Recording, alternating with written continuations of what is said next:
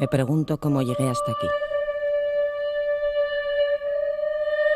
¿A quién ofendí yo tanto? Que no veo la cara de la gente, ni la mía.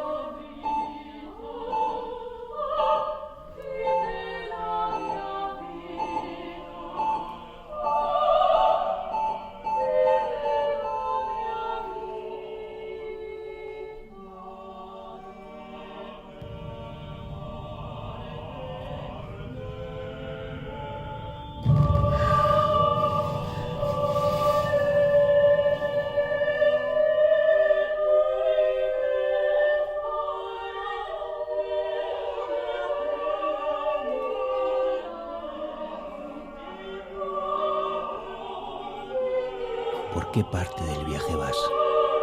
Por despertar. Ya paró.